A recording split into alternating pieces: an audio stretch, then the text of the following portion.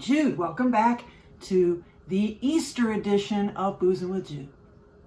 Yep, I thought long and hard. I'm going to do an Easter cocktail. What is it going to be? Boy, I tell you what, I had a hard time with this because for me, it's always champagne. It's always champagne. And I was just like, people know how to open a bottle of champagne and pour it in a glass, so let's do something special. So I thought, and I came up with this. The Ramos Gin Fizz. It's the granddaddy of drinks, and it's not complicated. There's a lot of ingredients and there's a lot of work to do. You know, it's a rumor has it, the story goes, and it is true that, and I'll tell you about the creator of it, but that it should be shaken north of 12 minutes. Yeah, shake 12 minutes. Can you do that? No, I'm a little bit weak on the top. I'm a little bit weak on the bottom. I'm just weak, but you don't really have to do that.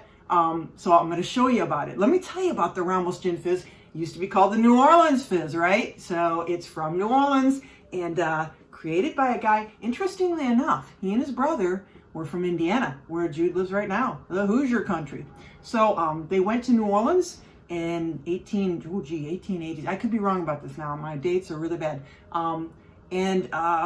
They ended up at a place called the Imperial Cabinet Saloon. And if you know New Orleans, it was where Gravier and Carondelet, the corner there, okay? That's where it used to be. And later on went on to their own bar called the Stag Saloon. But Henry Ramos, or Ramos is Chris McMillan, who is like a famous bartender, and like the guy who I go to for this drink, who I would think knows how to make this drink. He's in New Orleans. He has his own place called the Revel Cafe and Bar on Carrollton. But so I've watched him, I've listened to him. He calls him Ramos, but I'm guessing it's Ramos. They were from German name? Anyways, German descendants from Indiana, came down and made this drink up. Okay, now good old Henry. It was pre-Prohibition, and when Prohibition came, Henry followed the law. He stopped making stuff. So, you know, Henry was like a stickler. He didn't drink himself, apparently, but this drink is fab. It's fantastic. It's kind of like a dreamsicle. It's got to have, and you know, the key is the foam. The key is the foam. So it's a gin drink, and you know, I got lots of stuff here. So it used to be the favorite drink of Huey P. Long, the famous governor of New Orleans. And rumor has it, and it's not rumor, I think it is true, that he actually brought up a bartender from the Roosevelt Hotel, who actually bought the rights to the name and this drink. So the Roosevelt Hotel in New Orleans, he brought the bartender up to New York with him, and so he could show them how to make this drink because it was his favorite drink. And he also hurried along the building of a road called the Airline Highway. And if you're from Louisiana and New Orleans area, you know the Airline Highway, so that he could get to Baton Rouge to the Roosevelt Hotel that much quicker to get that drink. The Roosevelt Hotel. Now, that's where my parents met. That's not where they met. That's where their first date was. In fact, on Holy Thursday. My dad asked my mom out and wanted to go out on Friday, and she's like, oh no, I can't go out on Good Friday. And as it was, Holy Thursday was a little bit much, but they went to the Roosevelt Hotel, I think to the Blue Room, if I have that right. So lots of good memories for me. I wouldn't be here if it wasn't for that, but I don't know if they've ever had a Ramos Gin Fizz. Let me show you how to make it. And, you know, it takes a lot, and there are a lot of different people that say a lot of different things about it. So this is what I've decided to do after watching a lot of different videos and reading a lot of different things. This is the way I'm going. It's going to have 2 shakes. It's going to have I'm going to do a reverse dry shake. So I'm going to put it on ice first and shake it. And I'm not going to add the egg until it does go with an egg white, until I put it in the dry shake. And then I'm going to emulsify the heck out of it, and then we'll pour it in our glass. It pours in a glass with no ice. But right now I've got my Collins glass chilling. So it's a Collins glass that you're going to want to use. I'm really nervous because there's a lot in here and I don't know if I can remember it all. So let's see what we got. We're going to take our tin first and use a London Dry Gin, or the original one came with Old Tom Jim. Old Tom Jim. Who's Old Tom Jim? Old Tom Gin, right? It's a bit expensive. So take your pick, but London Dry Gin, Tanqueray, I'm using my go-to Bombay Sapphire. I'm going to do 2 ounces of gin, okay? And then we are going to take, and put that over here. Half ounce, it goes with both lemon and lime juice. A half ounce of freshly squeezed. This one I think is my lime juice. Poured in a little bit too much. It's rare to see a drink with both in it, but it doesn't quite work without both in it. So there, half ounce of lime, a half ounce of lemon. And the reason I'm not putting the egg in to shake it first is because citrus does make egg curdle, right? A little bit. So I'm going to keep it out till the end.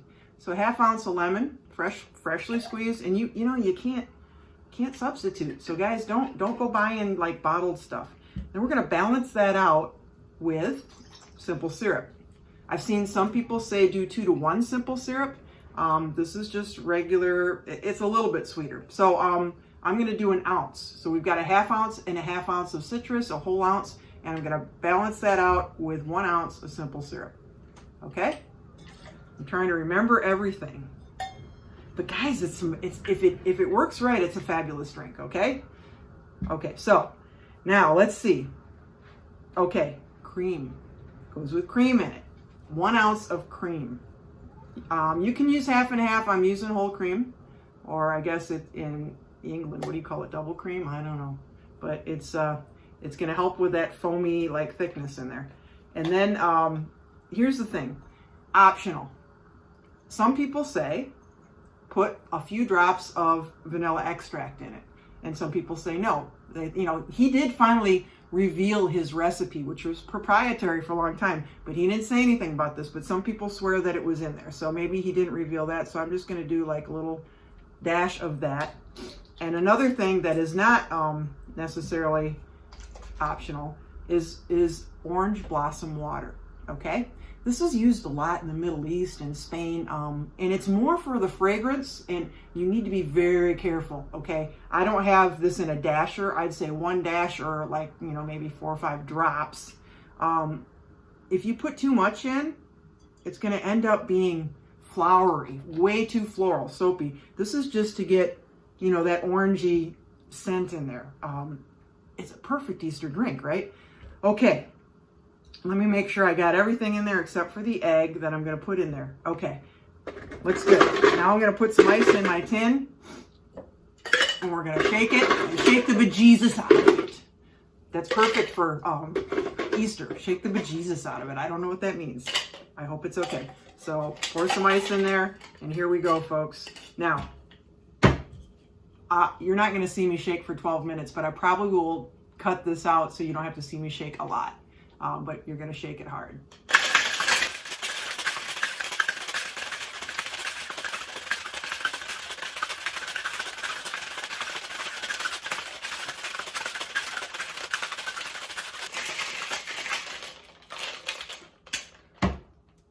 Okay, not only was that a long shake, but my hands are frozen.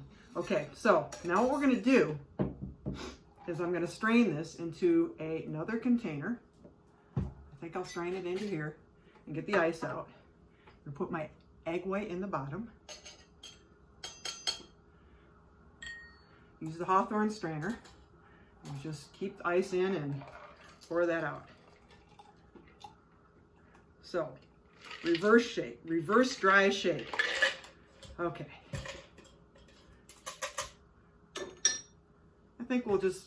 I just guess we'll shake it in this one because it's pretty cold. So the problem with doing a dry shake first, which is, you know, what some people say to do, is that it's not cold and you can't get that seal on it. And I'm just always like spilling it. So then we're going to shake the crap out of this one. Shake it till the cows come home. I hear a little ice chip in there.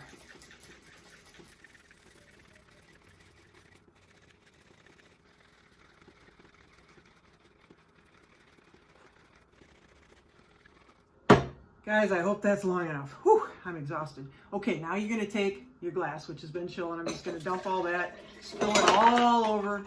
Outstanding, Jude. Spill it all over my table. And got a cold glass. Now, we don't need to strain. We're going to just pour it in and hope for the best. We're not done yet, though. Because the final thing, and again, people argue, you put it in first, you put it in last, is club soda.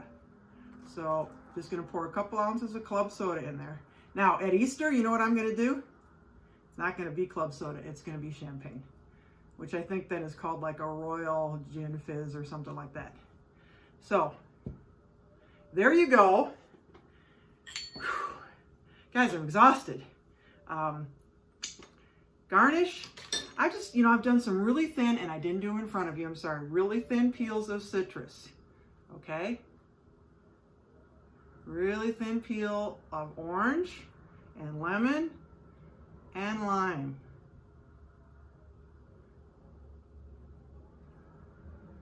Okay, I'm trying to make it pretty. And a little lime in the middle. And then you should use a straw. So there it is. Let's get everything out of the way. Ladies and gentlemen. Now the key is the straw should be able to stand up straight in the middle. If you've done it right. The Ramos Gin Fizz. I'm moving everything out of the way so you can see. It's amazing. It's just like a cloud. Salute. Oh, man. Now, back in the day with Henry Ramos during Carnival or Mardi Gras, they say normally he had like, 8, 10 shakers just like at the bar, and they'd get tired and they'd pass it on to the next person. But during Mardi Gras, he had like 35 guys there, and they still couldn't keep up. And so the kind of the deal is that if you go into a bar where they actually serve this and you ask for it, the bartender might be annoyed with you because it takes so long. But so don't ever ask for one if the bartender is like really busy. But this is a great one. I'm gonna put champagne instead of club soda in it.